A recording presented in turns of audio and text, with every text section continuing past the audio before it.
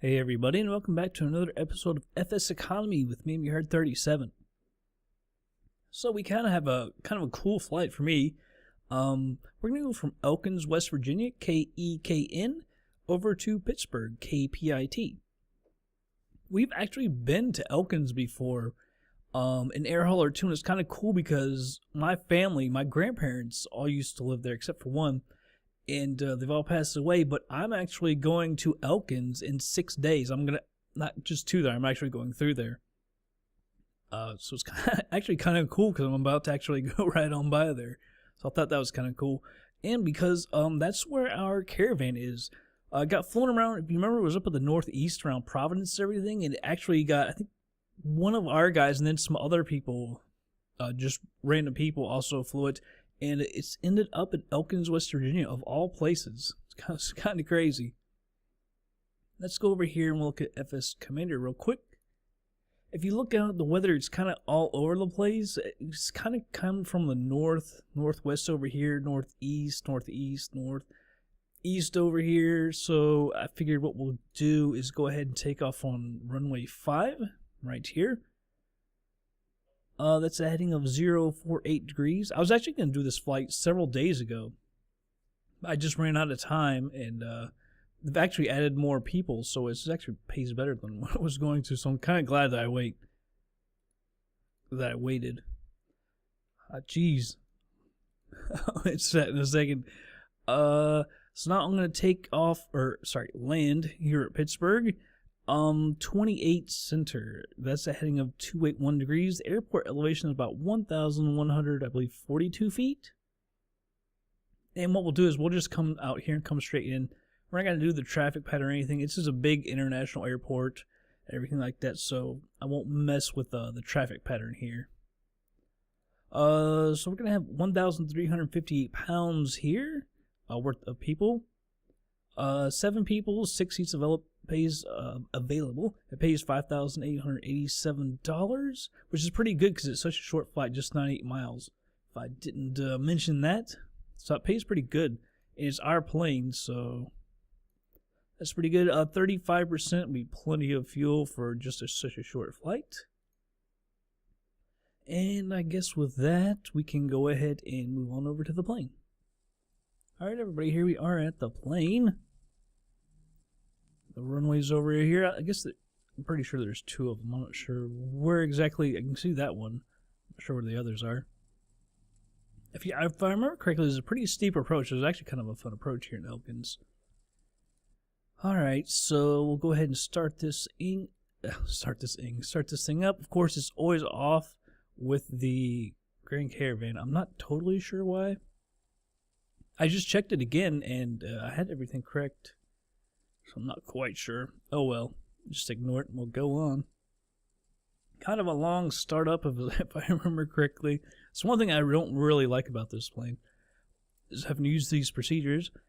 Alright, but anyhow, all switches are off. I think maybe there might be something over here. I think everything is off.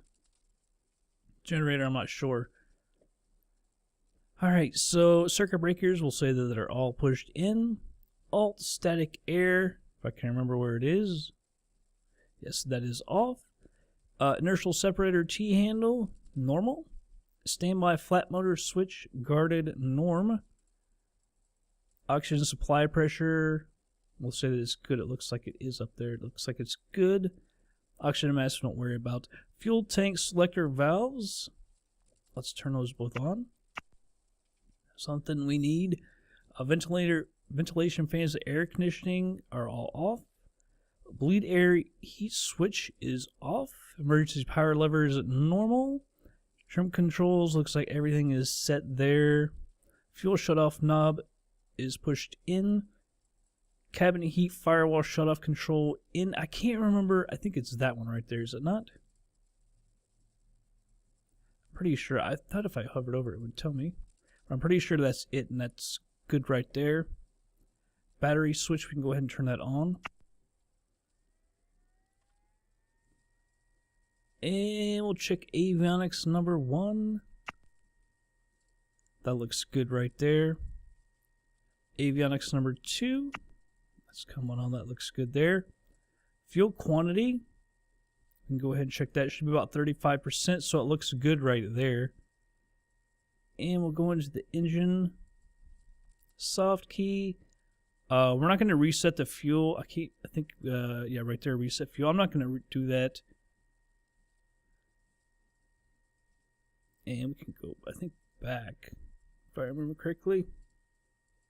All right. Setting the flaps full down. I'm not going to turn on the pitot heat and test it because you got to check and make sure it works. And now we can turn avionics 1 and 2 off, and the battery can come off. Next page, before start engine checklist. The pre-flight inspection is done. Cabin doors and everything unlocked. I'm not going to worry about all that really. Passenger briefing, cabin doors. Parking brake is set. Control locks are all removed. All the switches are off. Ignition switch norm. I think it's actually this one. Let me go over here and check that a little better. Ignition right here, so we'll put that at norm. Let's to start a switch. Circuit breakers are all pushed in. Fuel tank selectors are both on. Ventilation fans, air conditioning are all off. Bleed air heat switch over there is off. Seems like we should just skip the first one and just come over to this because we always are checking like the same thing. It seems like literally. Cabin heat, mixing air control. It's all put. It says flight, I think, push. So that should be good. Emergency power lever is at normal. Power lever is idle. That's one of the different ones. Prop RPM, max, full forward. Fuel condition lever is in cutoff down here. Fuel shutoff knob on, pushed in. Battery can come on. And we'll bring the flaps back up. No smoking and seatbelt switches. We can turn those on. Alright, now test switch. Push up for fire detect and down for fuel. I think it's talking about this. No, it's this one. But I never can quite understand exactly what we're supposed to be doing with that. It doesn't do anything. So let's skip that again. Alright, starting the engine with battery start, which we're doing. Battery switch is on. Let's go ahead and we'll turn our beacon on. Avionics number 1 on. No X's. Alright, bus volts 24 minimum. We were at 23.2. We never, of course, hit that. Emergency power lever is in normal, full aft position. And there is no message about that. No warning message. Was it called CAS message? Voltage, yeah, it's not on, so that's good. Alright, propeller area is clear. There's no one in front of us. We can come back over here. Alright, so we can turn the fuel boost. Let's see. Fuel boost comes to on, so we move that up 2 spots. We should get a warning over here. That sucks, we gotta go with that. Yeah, fuel boost on. Warning switches there. Alright. So I gotta kind of run through this because it kind of happens kind of quick. Fuel pressure, I didn't see the message over there. I don't see fuel pressure warning, so that's good. And PPH should be 0. It is 0. Fuel PPH. Fuel flow PPH. That's good. That's 0. Alright, so we'll hit the starter. We'll make sure that the message comes on. We'll check the oil pressure. If I can remember, there it is right there. We'll make sure that that comes up. And we should stabilize on our NG about 12%. And then, which of course we never actually get to 12, and then we'll give it the fuel. And we just, that should go from 0 to 90 to 140. I can't remember if that actually goes up that high. And then we'll make sure that our engine temperature, oil temperature, never gets above 1090. Alright, so, starter. Oil pressure is coming up. So we'll wait to get to the 12, but remember, we never really get to the 12. That, you saw that switch with the warning. 9. Go ahead and give it fuel. There's 12. That says 90 to 140. I don't see that happening. There it goes, 90, and then it came right back down. Sounds like she's stabilized, so we can go ahead and turn the starter off.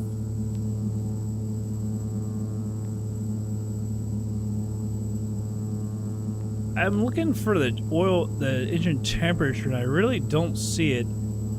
Because that's the oil temperature is like 23, and it says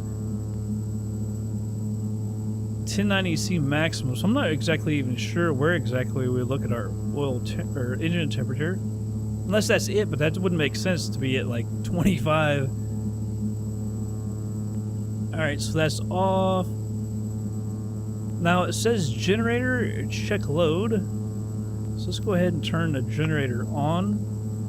And I believe the way that we can check the load, if I remember, is kind of like the others. We'll turn on the landing lights and the taxi light. And if we look at that, let me see if it's better on the system. There we go, our amps. Let's go ahead and turn that down. See, that's the generator amps. That's still at 21.3. And it goes to 20, looks like 20 on the knob. So that looks good right there. I believe that's how you can check it. Don't quote me on that. So fuel boost goes to norm. Avionics number 2 can come on. And look, the fuel boost warning is off. So that looks good. We can go ahead and turn our navigation lights on. Cabin heating, ventilation, air controls. I'm not going to mess with it, but you can just put it as desired. So I'm not going to mess with it. Alright, that actually wasn't too bad. It normally seems worse. Like it takes longer. But I guess, I mean, I haven't done it in a while, but I guess as you go on, it does get a little bit quicker. Alright, so let's go ahead and let's set some stuff, even though you do this later on, but I'm going to go ahead and do it now. We'll probably just cruise around 8,500 feet. This is a short flight, and our runway heading for takeoff is 048, so we'll go ahead and set that. Now I'm going to go ahead and reset my altimeter. I can't remember if Elkins has a tower or not. No, just tune to the traffic. Resize that real quick. Tune to the traffic. Select runway for takeoff. It's runway 5. Now it's our taxi to it. Why can't I announce? That's odd. It seems like before there was something with the communications, and that was why. But I don't mess with the communications here. That's very odd. I don't know why it doesn't want to communicate. I don't know. I'm not going to hit that yet. I'll wait until we are ready to take off, until we get that to the actual screen. Parking brake coming off, and we'll push back. Yeah, that's I'm really confused about that. Like, it won't talk. What could be wrong? By the way, should the ignition be on or norm?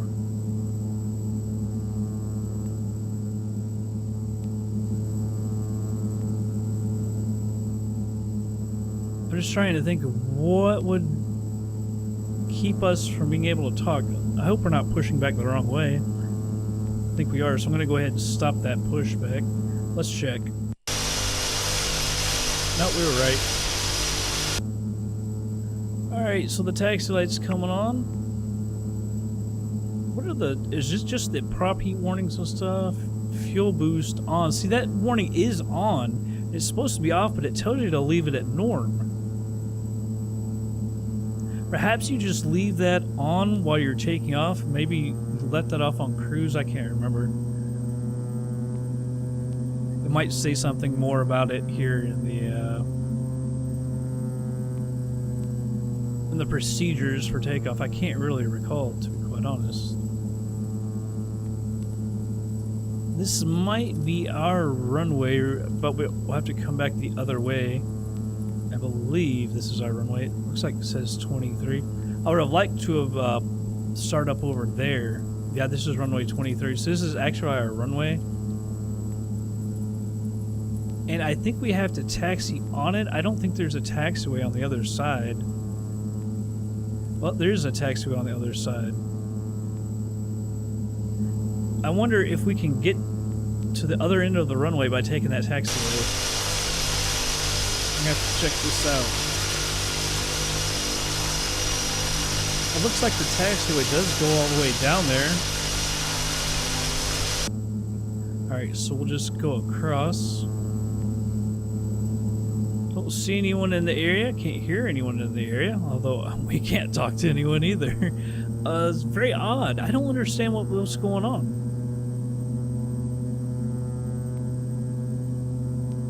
I can't click on any of that. Kilo, Echo, Kilo, November, automated weather observation. Go back to traffic.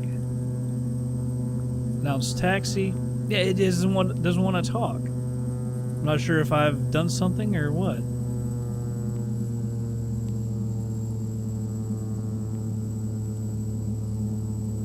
Very, very odd. I don't think we've ever had that happen in this plane. I've had that happen in one plane, but it was because I hadn't turned the communications on yet. But this one is obviously got the communications on. What if I switch that and then come back over here? Tune it back in, see it went over there. Announce taxi. It really doesn't make sense. I don't get it. I probably screwed something up, but I'm not sure what. What could I have screwed up, though? I don't know. We'll just do without radio traffic, I guess, for right now. I did get World of AI installed, by the way. I tried that Sky AI, which a lot of people don't like because they say it's kind of pirated, but if you look at their point of view, the guys over there, Sky AI, they do have a point, but I tried that, and I was in the 777. I'm doing a landing video in Boston, by the way. In the air, at my cruising altitude, it was knocking off Sky AI. Even though you couldn't see any planes, it was literally knocking off like 10 frames a second. I couldn't believe it. So I went back to World of AI and was finally able to get those installed. That's been my big problem with it. Landing lights and strobe coming on. I just could not get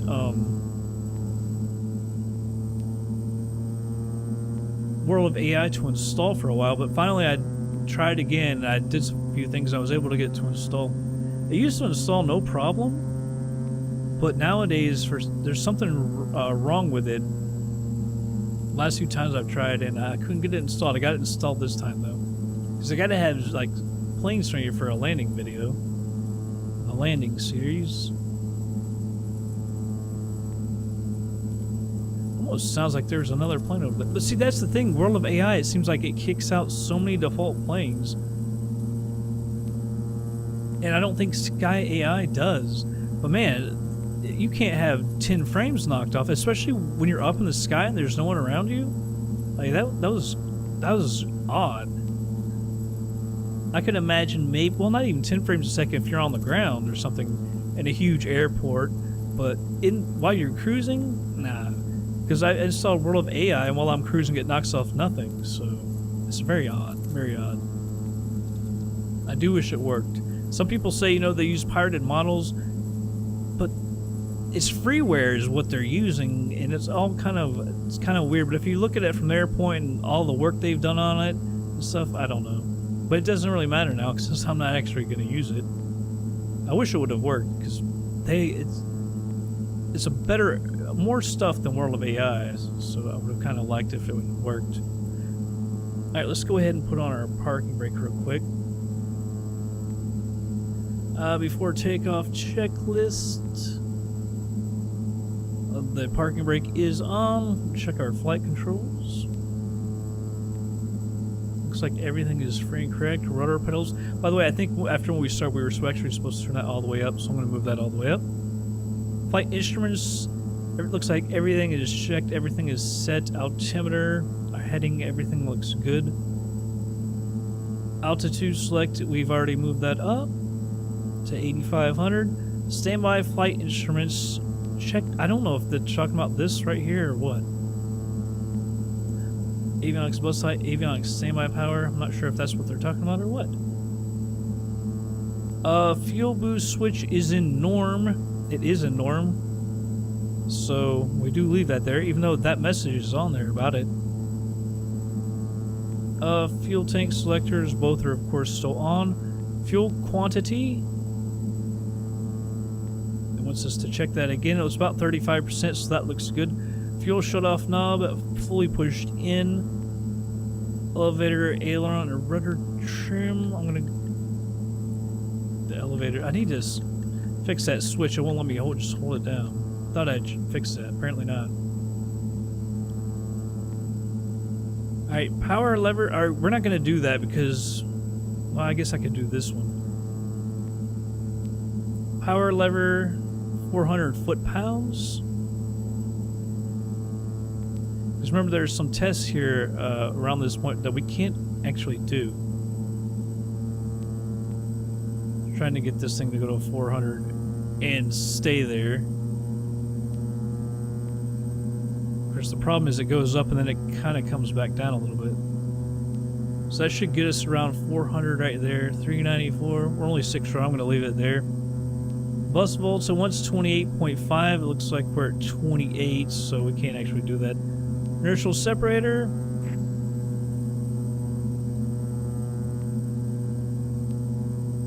The torque did drop to 361. Turn that back on, and it does come back up, so that looks good.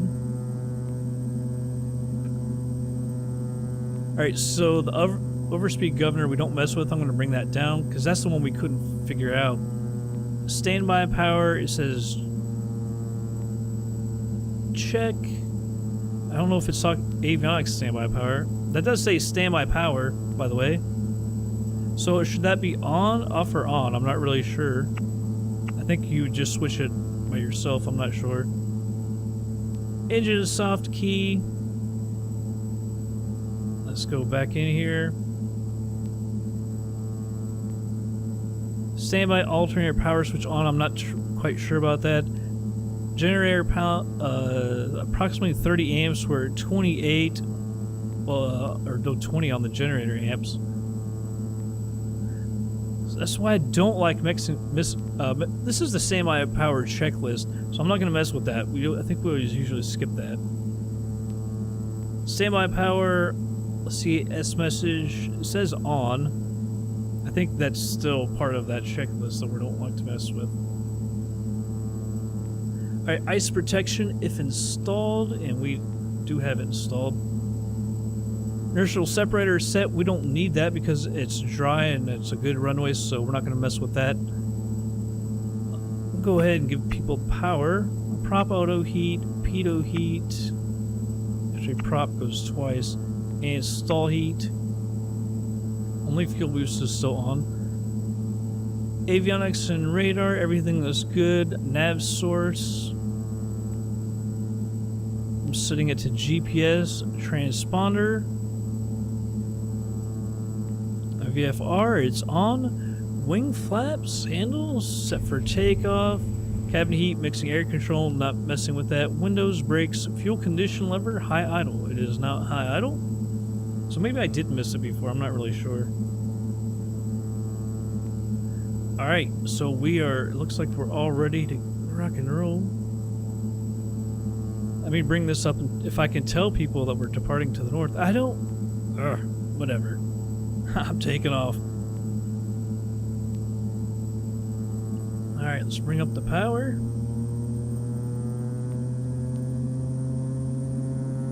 Alright, not quite maximum power.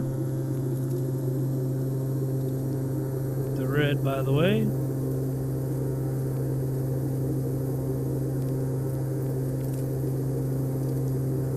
There's 75 knots. We'll go ahead and rotate.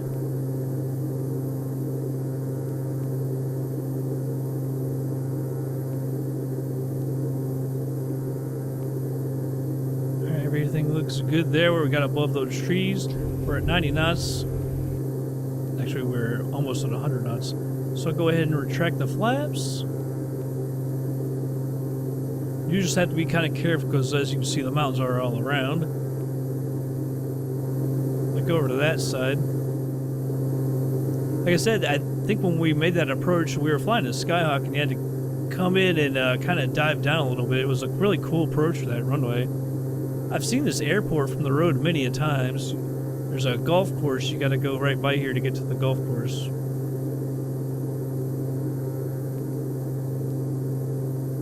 So you used to see it pretty often when we were up there in the summertime playing golf with my dad and my grandfather. Good times. I'm actually going to play golf up at Canadian Valley. That's why I'll be going through here.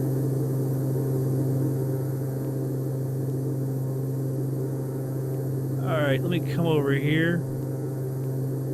Flight director on, yaw damper on, autopilot. Go ahead and switch this over to nav. Vertical speed. I'm going to let her go right around 1100 or so.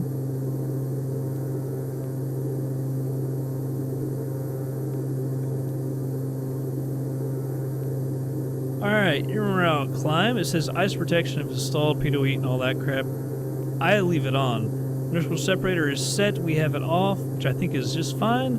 Airspeed, it says about 110 to 120, so we can actually probably bring down the power a little bit, to be quite honest. Because we don't need that much power anymore. Prop RPM levers 1600 to 1900. You can see we're at 1900 right here. What do you say we take it to about 1750, just right in the middle? I'll leave it right there. Was that 85? Yeah, 85. Alright, we're 132 knots. That's fine. I'm not going to bring the power back anymore for right now. I think we're good with that. And cruise climb says power lever set. Observe maximum climb ITT and NG limits, which we should be fine. Everything looks good. We're in the green.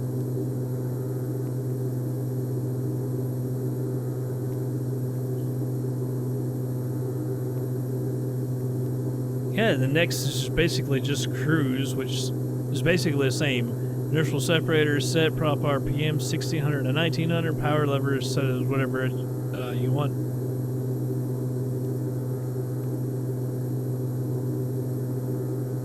And our speed is coming down a little bit more now. Everything looks good though. Let's see, it says about a little less than 40 minutes. It says 104, which is kind of weird. It says 908 from the airports, but we're 103 now.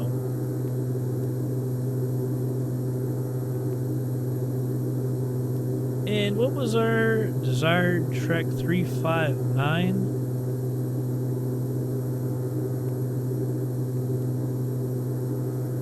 So go ahead and set that. Yeah, just under 40 minutes, but of course, we've only got about 1,800 feet to go, and of course, then we'll speed up some. Probably cut the power back a little more, but everything should be good. So we're at 73. I'll probably set it around 60 or so. Kind of like to watch the speed and see what it says. But with that, might as well go ahead and spin her up. There's really nothing to see. Elkins, if you know anything about Elkins, is pretty much in the middle of nowhere. That's how a lot of West Virginia is. Nearby is Buchanan, but it's to the other, I think, to the southwest. That's where I was born. And yeah, it's just a lot of mountains and stuff in this area. It's a beautiful area, though. Not sure I would technically want to live there, to be quite honest, but that's just me. Although I do have family still up there in Buchanan. Alright, but with that, I'm going to go ahead and speed on up, and I'll be back in just a little bit.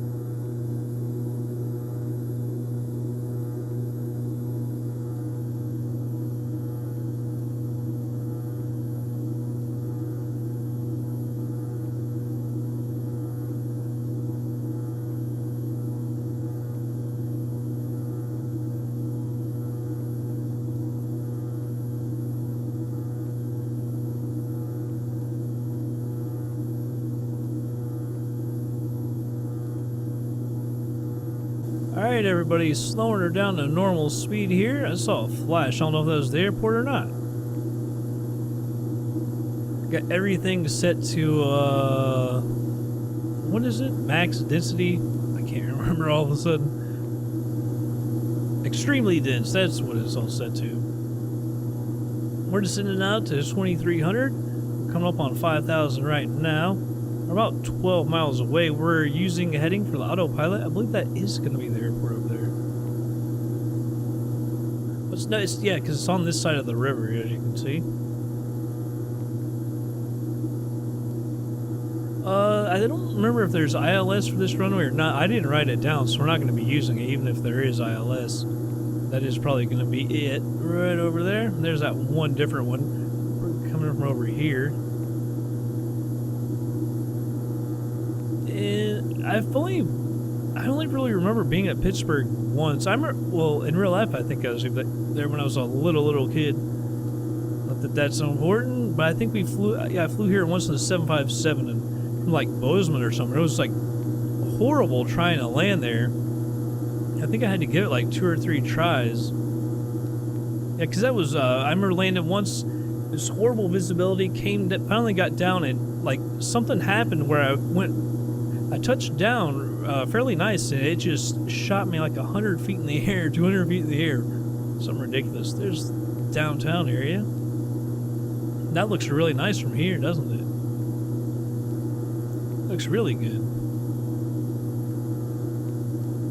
Remember the airport elevation, 1,142 feet. That's why we're going down to 2,300. We could probably come back to the left a little bit. We don't need to get too far out there. I mean, there's the runway. Now let her go down a little bit more. Let's go to 1,800. It's another 500 feet down. Yeah, a little jagged. 26 for 21, 29. It's pretty smooth though, when you're not swinging your view around. By the way, now that we're getting down here, we're back up to 85.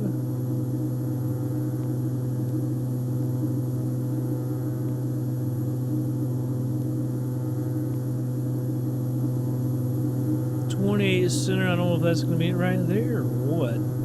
It says that we're like right on the glide slope.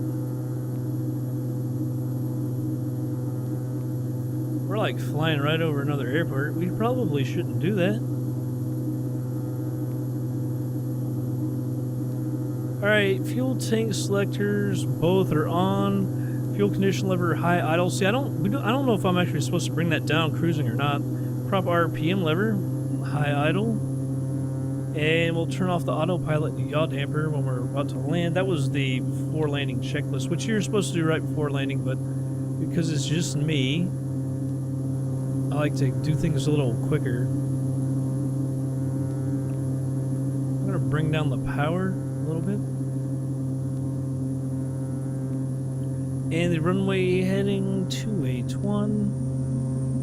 It's going to be it right there, I do believe, because I think that 28 right's on the other side. Now it says we're low, obviously. So what we could do, I'm going to go ahead and get autopilot off. I want that yaw damper definitely off. I'm just going to go ahead and take control.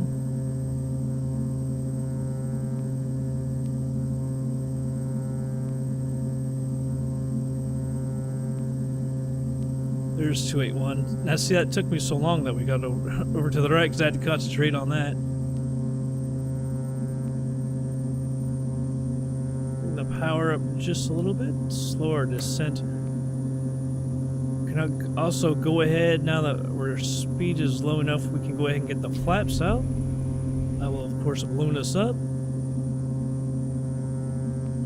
Yeah, you can see 28 right over to the right there.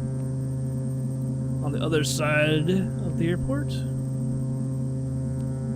Now the landing speed, it said approach about 75, 85. I think that's also like the takeoff speed.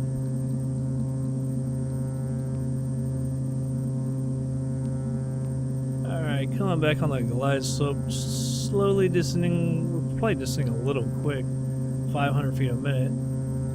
Since we were already low, but I think we're pretty much right on the glide slope now, so we should be good. Traffic. I was just about to say, let's check this traffic. Looks like traffic is approaching from an angle there. He's probably going to use that other runway. Traffic. The diagonal runway, I'm guessing. Traffic. Traffic. Traffic. Traffic. Traffic. Traffic. Traffic. Alright, flaps. Traffic.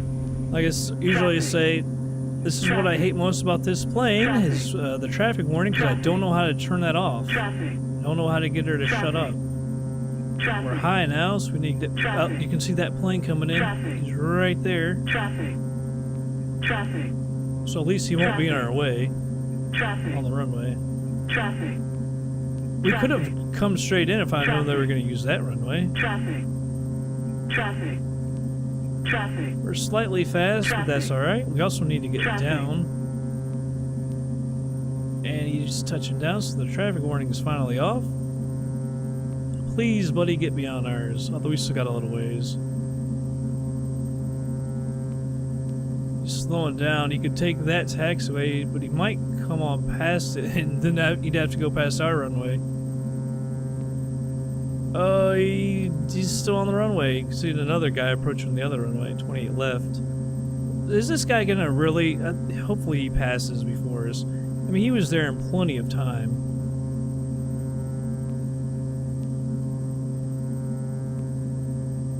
We're right on the glide slope. We're slightly fast. That's okay.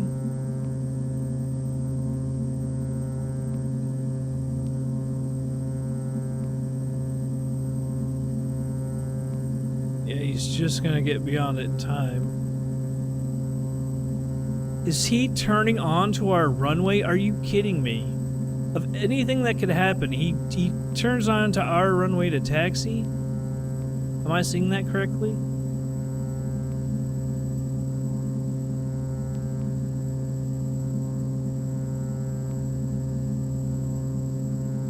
Alright, bringing back the power.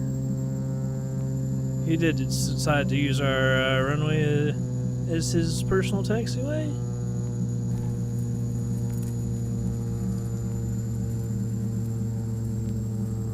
Never fails, some of these guys. We got people taxiing over to the right, too. Let's see, I don't know if we'll even be able to talk to them. No messages to transmit to anyway. Should switch over to Pittsburgh. I don't know what's going on with ATC today. Flaps are retracted. I guess we're gonna have to go over to the right to park. It doesn't look like there's anything to the left. Get myself back under control here.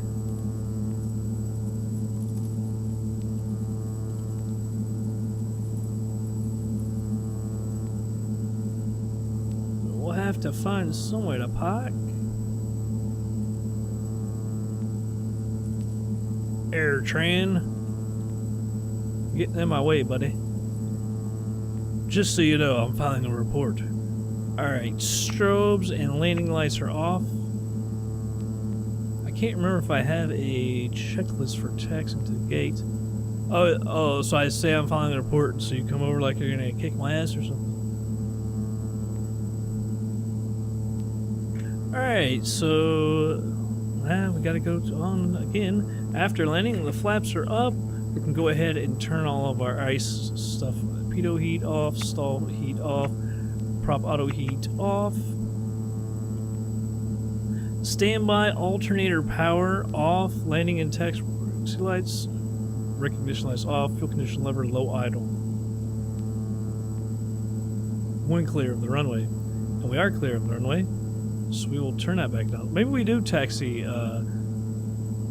with that low idle.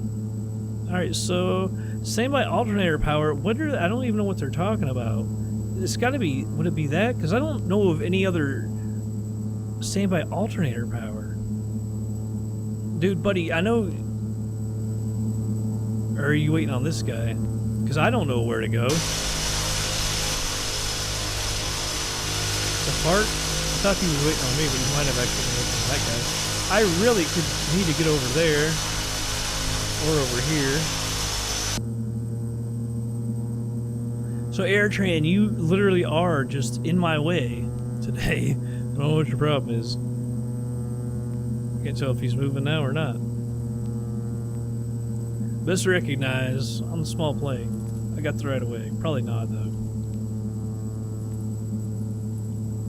Truth be told, it's a big international airport. We probably don't have any Grand Caravans coming into the land too much. Man, and he's stopping for another plane. We're just going on by.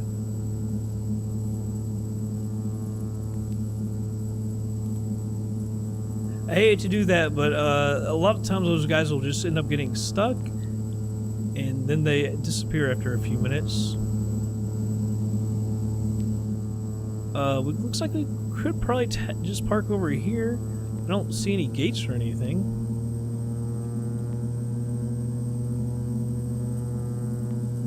And big wide open places are nice places to park. I don't know if there will be any actual parking areas, but that doesn't mean we can't park there.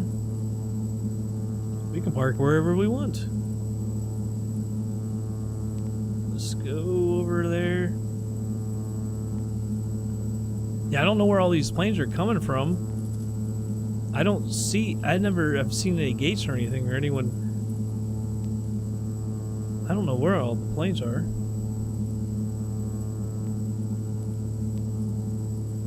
Alright, let's turn back here. Voila, we'll just park right over here.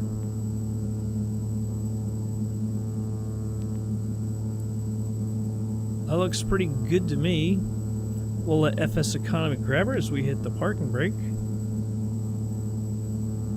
Taxi light.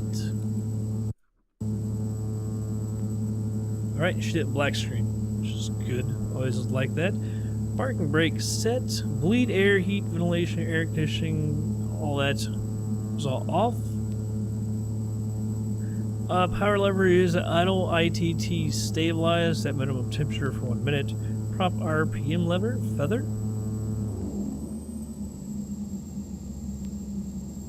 Fuel condition lever, cut off. And turn our lights off. Beacon and nav. I'm gonna go ahead and turn the power outlet off. Fuel boost switch, we can turn that off. Avionics number 1 and 2 can come off. Battery switch off. Control locks, we don't worry about. Oxygen supply, we don't worry about. Tank selectors, both off. And then tie downs and shocks and fuel filter, all that stuff, we don't worry about that. Let's go over to FSEconomy and we'll get ourselves paid. Alright, so here we are. It says it took exactly 1 hour. Income $5,887. We're out of the plane for an hour, $425. However, that was our plane, so I guess that all goes to us. Fuel, we used $130.37 worth of fuel. We paid $588.70 for the ground crew fee and $412.09 for the booking fee because we're a little bit bigger plane. We have to pay that. Total additional cost $1,131.16. Distance bonus, again, I guess that would go to the plane owner at $36.56, so it doesn't matter. Earnings this flight $4,294.28, $759.28 to YT Flyers, $3,535 to me. Which it's all me, so no worries. Let's select actions, set cached at 10,000. Set cached at 10,000. And we've all slowed down in the amount that we fly, so and I had to pay $25,000. The plane is back to ours. However, I have so many episodes to put up before this. By the time you guys even will see this, I'll probably not even have to make another payment. But everything is great now. The lease is over to YT Flyers, so when you click on it, just go to YT Flyers on our aircraft, and it'll be there. It's no longer just me. So $122,220. Man, I can't even do it correctly. $122,223. Don't worry about the cents. Plus $93,655. And plus the $20,000. Yeah, down to $235. I can't remember exactly where we were last, but like I said, I had made that, I think it's 20 or 25 grand for the Caravan. So that's why we try to keep that thing in the air. As you can see, YT Flyer is now over here at the lease. Oh, I didn't want to click that. I'm going to have to get that thing the 100 hour, but I think they pay for that. You email them and they'll reimburse you, so that's kind of nice. Yeah, I would imagine Pittsburgh has got to have a bunch of flights. So that's good because we can get this thing out of here. Man, that's acting weird, isn't it? Because it just looks weird. Oh, wow. Tons to Detroit. That would be a good flight. 170, is that actually 175 miles? There, it finally went. KYNG, we've been there. Youngstown. Yeah, KDTW would probably be the best bet. Because Detroit's got to have a good amount, yeah, as well. Yeah. Wow, that's a ton. Yeah, so I might fly another one today just so that our plane is up there so we don't take it to some crappy area. Bigger airports are, of course, best because they're going to have more flights so we can get stuff out of there. Like Elkins was kind of sketchy because, you know, there's obviously not much coming out of Elkins because it's smaller airports. I try to keep it at some of the bigger ones, or at least where you know there's going to be a bunch of flights. But anyhow, that's going to be it for this episode, everybody. I hope y'all did enjoy it. I'll catch you guys on the next flight.